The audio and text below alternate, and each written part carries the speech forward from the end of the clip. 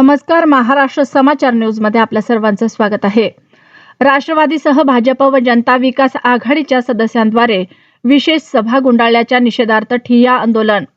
महानगरपालिकेची विशेष सभा विरोधी सदस्यांच्या मतांसह विषयांबाबत कोणताही विचार न करता पीठासीन अधिकाऱ्यांनी गुंडाळल्याच्या निषेधार्थ भारतीय जनता पार्टी, राष्ट्रवादी काँग्रेस पार्टी तसेच जनता विकास आघाडीच्या संतप्त सदस्यांनी गुरुवार दिनांक 9 एप्रिल रोजी महापालिका आयुक्तांना जाब विचारतेवेळी आयुक्तांच्या कार्यालयात ठिय्या आंदोलन सुरू केले। महापालिकेच्या नवनिर्वाचित सदस्यांची आज 9 एप्रिल रोजी विशेष सभा आयोजित करण्यात आली होती। या सभेच्या पार्श्वभूमीवर विरोधी पक्षांच्या सदस्यांनी काही विषय समोर मांडले होते, परंतु विरोधी पक्षाच्या सदस्यांच्या मतांचा आदर न करताच पीठासीन अधिकाऱ्यांनी आजची ही विशेष सभा तात्काळ गुंडाळली। त्यामुळे महापालिकेच्या भारतीय जनता पार्टी, राष्ट्रवादी काँग्रेस पक्ष व जनता विकास आघाडीच्या संतप्त सदस्यांनी आयुक्त नितीन नार्वेकर यांची भेट घेऊन आपला रोष व्यक्त केला। यावेळी आयुक्त नार्वेकर यांनी या आंदोलनकर्त्यांबरोबर चर्चेचा प्रयत्न केला, परंतु संतप्त सदस्यांनी पीठासीन अधिकाऱ्यांच्या गेल्या 2 सभांपासून सुरू असणाऱ्या एकाधिकारशाही विरोधात टीकेचा भडीमार केला।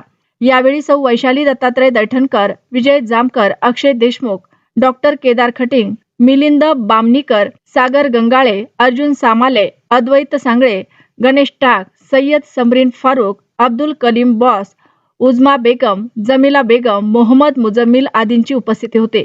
परवेश शेख, महाराष्ट्र समाचार, परभणी। आम्हाला लोक वारंवार विचारले की तुम्ही नागरिक आम्हाला आमच्या प्रश्नावर तुम्ही कधी मांडणार सभागृहात मुद्दे। तर हे महापौर, उपमहापौर असतील की तुमचे सन्माननीय आयुक्त साहेब इतके मॅनेज झालेले त्यांना की आमचे विशेष घ्यायला तयार नाहीत। आमची मागणी काय आहे, यांना जिथं मलिदा भेटते, स्थायी समिती असताना, विशेष कमिटी असताना ह्या त्या गठीत करायला तर पण आम्ही यांना वारंवार सांगलो तुम्ही विशेष सभा लावू नका, तुम्ही आम सभा, सर्वसाधारण सभा लावा। ज्या सर्वसाधारण सभामध्ये परभणी शहरातल्या प्रत्येक नागरिकाचे प्रश्न या ठिकाणी आम्ही उपस्थित करू शकलो पाहिजे। आणि आज परभणी शहराला पाण्याचा प्रश्न आहे, उन्हाळा लागलाय, तुम्ही पाण्याच्या प्रश्नावर चर्चा करायला तयार नाहीत। पावसाळा पूर्वचं तुमचं नियोजन काय, आयुक्त आणि महापौराच्यावर काही बोलायला तयार नाही। म्हणून आम्ही या सभेला पहिलेच म्हणू लागलो की सभा घेऊ नका, सर्वसाधारण सभा घ्या, पण ते मान्यच करायला तयार नाहीत। त्यांनी आमचा विरोध पण नोंद घ्यायला तयार नाहीत।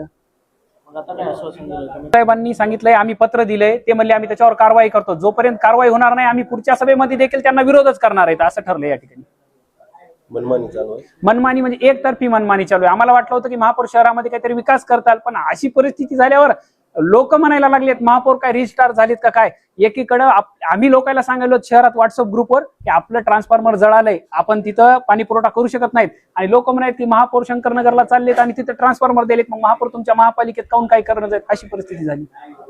दुसरा प्रश्न आहे की सध्या ऑटोवाल्यांनी गॅसचे दर वाढले म्हणून 30 रुपये दर केले।